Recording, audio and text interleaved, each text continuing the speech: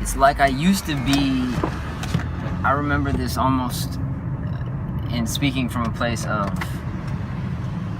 relating characteristics and personality traits of animals and types of animals to people, to me. Referring to, it feels like as a boy, or my adolescent masculinity learning session chapter was that of like a more of a squirrel, definitely mammalian, but I wasn't connected to the having my sun in Cancer and my moon in Leo made me want to just, I think, regress and yet like exert my personality, exert my personal reality in this like wanting to feel cherished, wanting to feel appreciated, wanting to be a leader, wanting to take opportunities to step forward and lead, but yet be emotionally regressed, most part socially introverted, and kind of going back and forth within this really confusing, I want you to see me, I need you to see me, I'm hiding and I need to hide and I can't be seen right now, which is, bless anybody's hearts who's stayed in my life for a long period of time, because it feels like it's been this development of what my ego likes to assert in a relationship, in existing with somebody else along the timeline, along the linear experience. And so the squirrel boy is like squirrel boy. It's like a chipmunk type of thing. It's like a in regards to my interaction in intimate settings with femininity, there is definitely the Slytherin,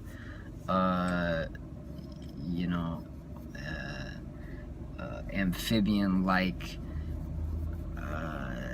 and I say amphibian-like because once you take any creature's reproductive organs and move hair off of it, it all kind of looks the same. And to me, it's, I don't know the biology or the ology that details on this, but it is some type of reptilian like nature of a slithering thing, like, the mouth, the genitals, there's like this warm, moisturized, hidden aspect of sexuality. It's hidden in that there is a sheath over it. I think it's interesting that it's like a practice, it's like a ritual to cut skin that would normally encapsulate the human genital, the male genitals, the male human genitals, and it's a ritual, and it's like exposing a nature, exposing something,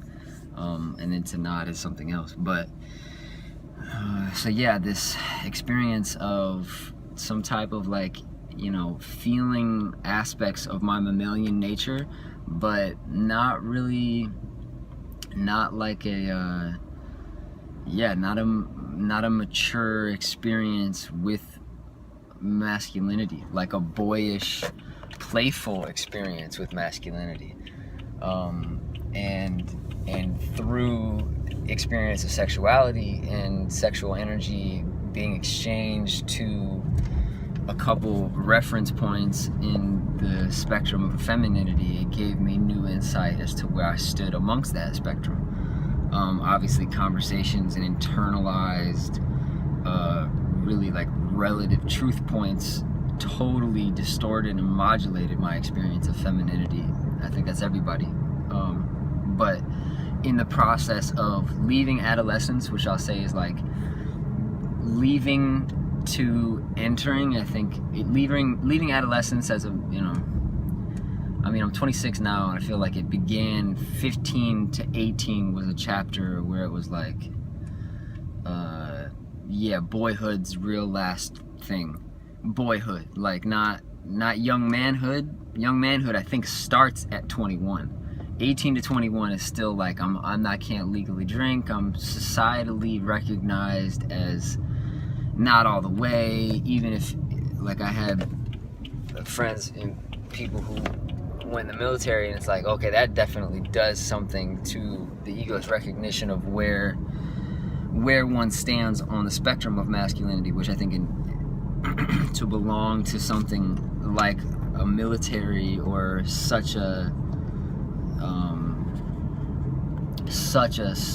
vivid Martian manifestation of, I mean, just learning about astrology right now, and it just seems like it's like, whoa, that's rigid masculine lens framing to the highest degree. It feels like to the exponential degree. So I feel like I saw some friends, some peers the same age leave boyhood into that thing, which it's like, it really just seems like manhood sped up, which I saw is started to happen, which, like, you know, people get married and are done kids by 26. Like, I have people in my life who are my age who are on kid number 3, wife number 2. I'll say relationship number 2.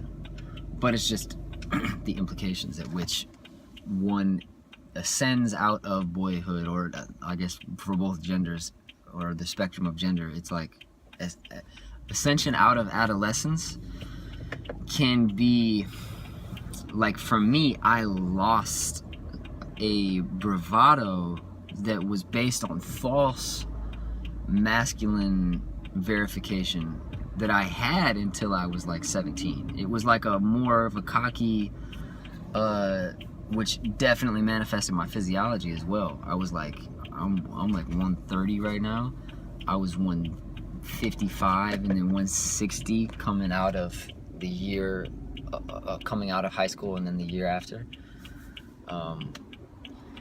And so, to bring it back to the animal reference, it's like there's some kind of within the reference of one's awareness to where one falls in the spectrum of masculine. And again, this pretext real fast, it's like, that's a dangerous, I feel it's a slippery slope, because it is the over analysis. Like, it's a slip and slide in the front yard of over analysis, I'll say that. But once engaged in self-analysis and self-inquiry and self-observation, different ways of aligning understanding in areas of one's life where you have understanding, and then finding what dynamics are happening in that area of life that are allowing you to feel maybe not just surface level assured or reassured or whatever, but at some level, like, grounded in reality and connected to a part of your life. Parallel theory is what I'm calling it, because it's basically, you just find an aspect of your life that you're like, okay, I have some grasping of this dynamic that's happening between A and B in this aspect of my life. And maybe it's, you know, I feel like some of us are more inclined to the physical world, more inclined to the emotional world. Like, Aubrey Graham had a pretty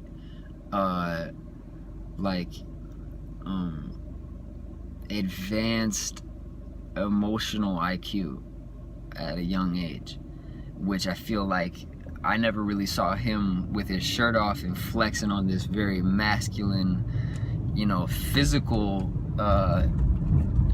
embodiment, more than saying this to say, you know, you look at LL Cool J with his shirt off, that's a physical embodiment of that.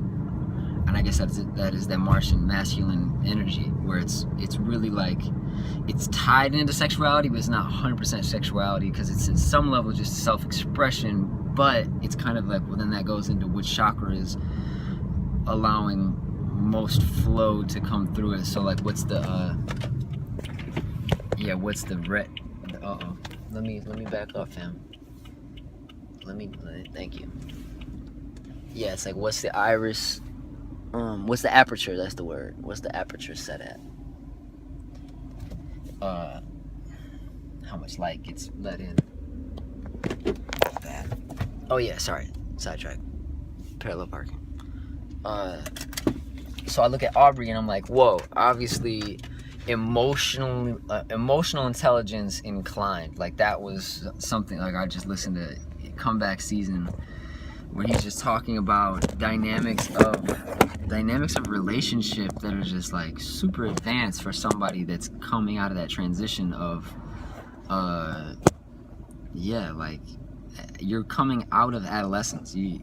Most of us at that era where and I feel like that's why the fame thing is such a slippery slope, and a lot of people don't get, you get caught in a thing and it's others' projections on you of what you should be or where you're going, and any interaction with anybody who holds that belief confirms in their mind and then in your mind that it is real. And so all of a sudden there's this really difficult experience of maintaining a center point of identity.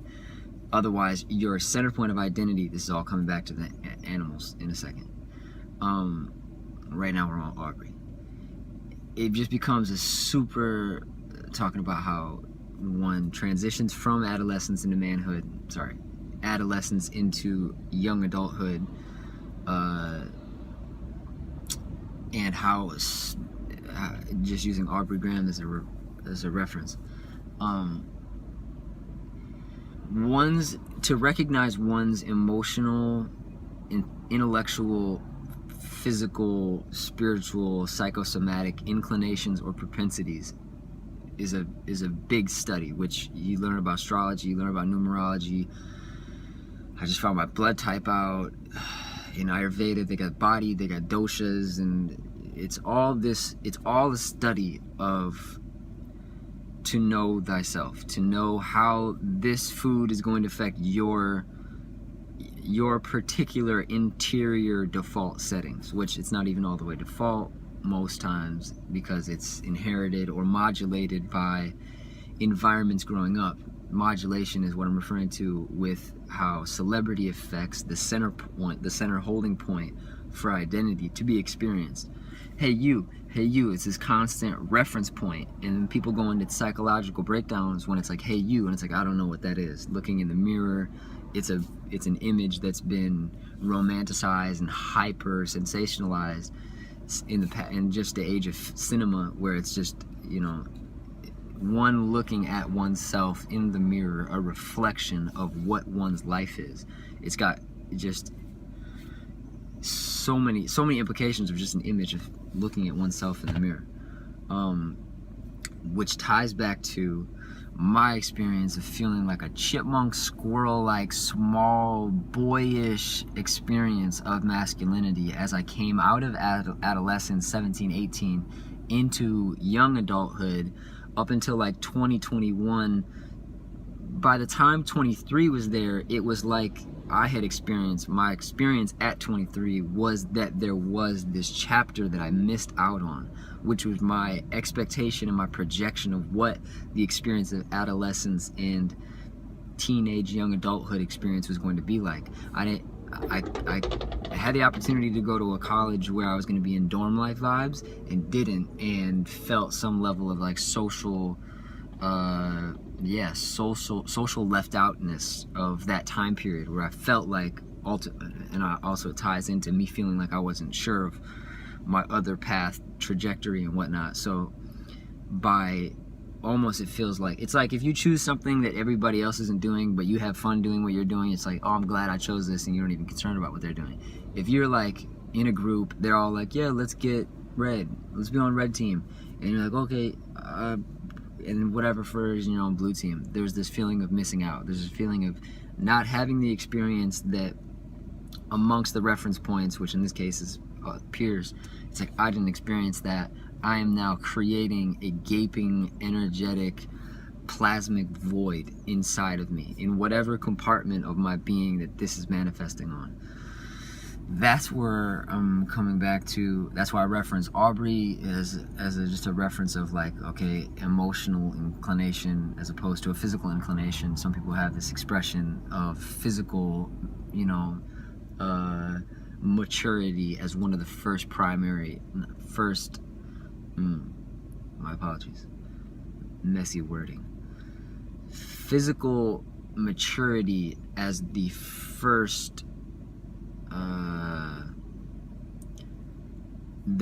level of one's existence where maturation occurs. I guess that's how to say it.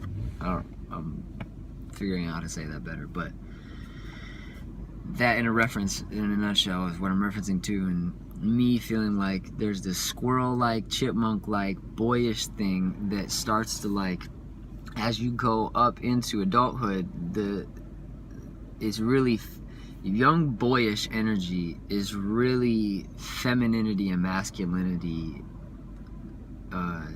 spun up in a McFlurry of like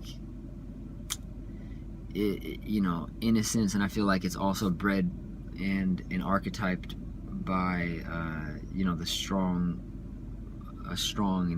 just saying strong, not strong being anything else, but in terms of good or bad or positive or negative, but strong connection and relationship between mother and son. There's this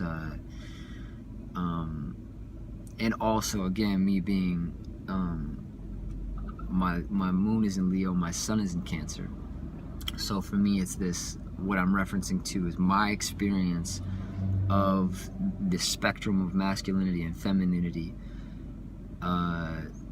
when I came out of my teenage years into my early 20s, and how that just modulated my perception of what masculinity was, in terms of feeling identity and resonating with identifying as a man, and getting lost in the sauce of what is a boy, what is a man, what is boyhood, what is manhood. Then seeing the movie Boyhood was like, wow. How he documented over the course of, I think the movie was made in like 10 years. What's his name? Ethan Hawke and the guy. Dang. He's a Texas guy too. Yeah, I hear everybody watching this video saying that guy's name. The dude who directed Boyhood. Dude who directed Before Sunrise, Before Sunset, After Sunset, something. Anyways. Today's January 8th, 2017. Those are some of my thoughts.